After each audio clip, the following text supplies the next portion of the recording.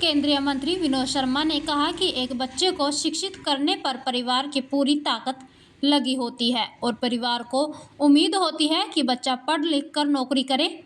उन्होंने कहा कि जब पढ़ लिखने के बाद भी नौकरी नहीं मिलती तो परिवार के साथ साथ कई सालों तक पढ़ाई करने वाले बच्चों का भी मनोबल गिर जाता है। शर्मा ने फिर दोहराया कि यदि वर्ष 2009 में अम्बाला में IMT लग चुकी होती तो निश्चित तौर पर अम्बाला के अभी तक हजारों युवाओं को रोजगार मिल चुका होता।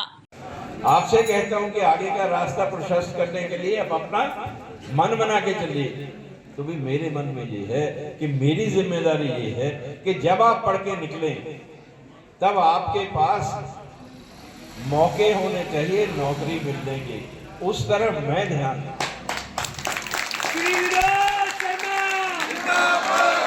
ऐसा ना हो कि आपके पास नौकरी मिलने के मौके ना हो कि दूसरा ही लेके चले जाए। तो भी उसके लिए चाहे सरकारी है चाहे प्राइवेट है, पहले भी कोशिश की है। और जब IMT की हम बात करते हैं तो इंडस्ट्रियल मॉडर्न टाउनशिप नौकरियों का भंडारा है। यहाँ लगती है वह हर साल 15-20 हज़ार नौकरियाँ मिलती हैं बच्चों को। ये कि चाहे वो फरीदाबाद देख लो, चाहे वो रोहतक देख लो, चाहे वो गुड़गांव देख लो। गुड़गांव में भी IMT से ही बना है, फरीदाबाद भी IMT से बना है। आज रोहतक में हमारे साथ लगनी शुरू हुई थी, 50,000 नौकरियां लग चुकी हैं। 2009 में लगनी शुरू हुई थी, आज 24 हो गया। यानी कि 15 साल में जितनी का IMT लगी है 50,000 जॉब्स हैं ऑलरेडी इनकर्ड ओवर दे। 50,000 नौकरी भाई हमारे हाथ में भी आएंगे। तो उन नौकरियों के लिए हमें IMT लगाने के लिए तो संघर्ष करना है।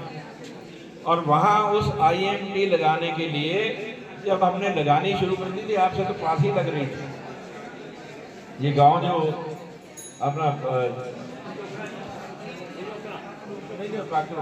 ये मडौर और वो उस के पास लगे, ये 5-6 गांव थे जो 1500 एकड़ में लग रही थी।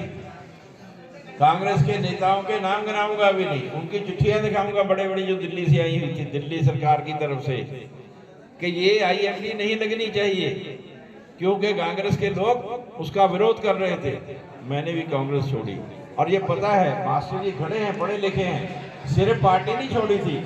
आज के जमाने में कोई MLA शिप नहीं छोड़ता, पीछे भागते हैं।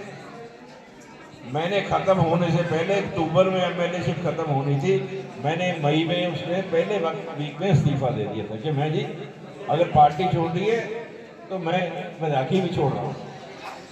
तो इसका लालच नहीं था। तो और उसी के साथ यही एक कारण था। नहीं, आपको भी पता है, मुझे भी पता है। अगर वो मैं 2014 में मैंने भी फिर ये सोच लिया होता कि आपका कुछ हो या ना हो, बच्चों का कुछ बने या ना बने, मैं तो अपना चुनाव लड़ लेता हूँ कांग्रेस से, मैं जीत जाता। मुझे पता था इस बात, कोई नहीं हरा सकता था, सब जानता था। लेकिन मुझे ये था कि अगर ये आज हो गया तो IMT लगनी नहीं है।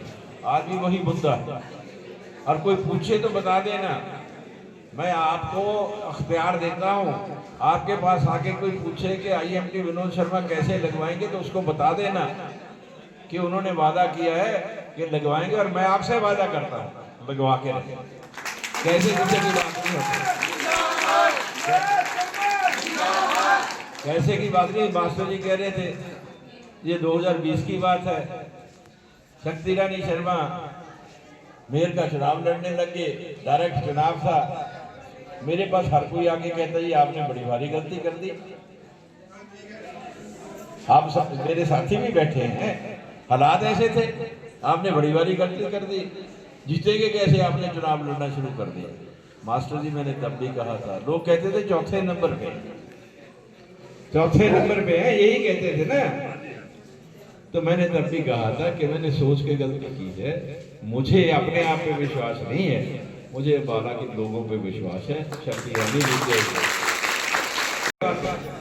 अगर मैं वायदा IMT का कर रहा हूँ तो मैं अपने विश्वास पे नहीं कर रहा हूँ, मुझे इनके सहयोग का विश्वास है कि ये सहयोग करेंगे।